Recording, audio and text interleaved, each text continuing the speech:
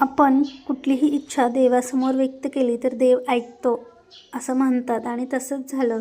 मला सारखं वाटत होतं 2 सोमवार गेले धतुरा भेटलाच नव्हता आणि वाटत होतं की श्रावणामध्ये धतुरा चढवलेलं चांगलं असतं पण आपल्याला भेटत नाही असं सारखं मनामध्ये होतं. आणि मी मार्केटमधून येते वेळेस मला लगेच धतुरा दिसला आणि सगळं मी घेऊन आले, फूल बेल हे सगळं घेऊन आल्यावर खूप छान प्रसन्न वाटत होतं. आणि आल्यावर छान पूजा वगैरे केली, अगोदर कृष्णाला अंघोळ वगैरे घातले आणि त्याला सजवून मग त्यानंतर आता आपलं श्रावण सोमवार बेलाची तयारी, अभिषेक केले अगोदर छान आपलं दही दूध मध तूप हे जे काही असतं त्याच्याने असं छान अभिषेक झाल्यावर मग आपलं बेल वगैरे चढवून आपलं रेग्युलर जी पूजा असते ती पण छान अशी पूजा केली. मग आपलं आरती कृष्णाची आरती असते, महादेवाची आरती असते आणि आपलं रेग्युलरचं सुख करतात ते तर असते.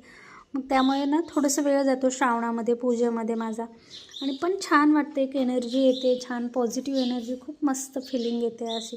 त्यानंतर आता श्रावण सोमवारी मी उपवास असते म्हणून काही खात नाही. मग असं ड्रायफ्रूट्स ते मी रात्री पाण्यात भिजवते, मग त्यामध्ये असं आपली केळी टाकायची, थोडंसं मध आणि पुन्हा दूध टाकून मिक्सरला असं छान ग्राइंड करून हे मी थोडंसं फ्रीजमध्ये ठेवते 1 तासभर आणि त्यानंतर पिते. एवढंच खूप छान वाटतं आणि भूक पण लागत नाही.